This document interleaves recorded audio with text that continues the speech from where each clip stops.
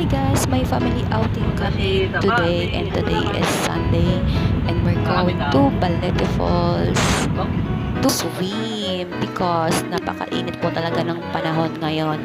Talagang grabe po, balo po ng 40 degrees ang init. So ayan po yung aking mga pamangkin, my sister, my brother, and nagantay po kami doon, and then sa baba na po kami para maghanap po ng aming cottage kasi nga po punuan po yung cottage ng gusto po sana namin sa baba kaso talagang full loaded. And this place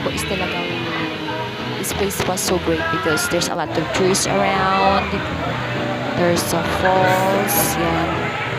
Kikita nyo po ang linis po ng tubig, napakalamig po ng tubig dyan guys. Talagang pag lumubog kayo dyan ay mawawala po ang init ng inyong katawan at ang init ng inyong mga ulo. Char lang. Ayan po, 8 o'clock pa lang po. Almost 8 o'clock pero marami na pong naliligo today.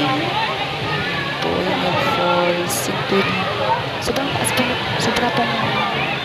taas po yung tubig dyan guys. Malalim po. Ayan. At nandyan naman po yung aking mga pamangkin sa baba. Nag-enjoy na pong maligo sa fresh water. Running fresh water. Ayan po. Thank you. Thank you pala guys sa mga nanood ng aming vlogs. Next lang. At sana naman mag-like naman kayo dyan guys. Huwag lang kayo Hindi na pala mag-like kayo. Maawa naman kayo sa aking video.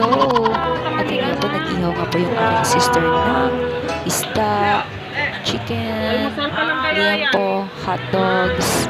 Si Kuya, inantok na, nakapag-alak na eh. Natin po si Kuya Norman. Tumagad-tungga na no? ng kaunti. Ayan po, nakintid po ng bahay. Alam po, binidyo ko lang po. Ayan, ganda po kasi. Lapit na natin magpuli ka na. And ang entrance po dito ay only 200 pesos lang po. Kasama na po yung swimming pool sa taas and din yung falls po sa baba. So, sulit na po talaga. Pwede po kayo mamili. Pag po kayo ay nagsawa ng maligo sa falls, makita po kayo sa swimming pool.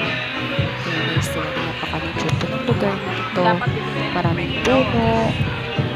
Falls, water. Ay, hindi ko pala nito kanina yung ng spring water. Fresh spring water. And you can also drink from it. This is my sister. So we have a lot of fruits.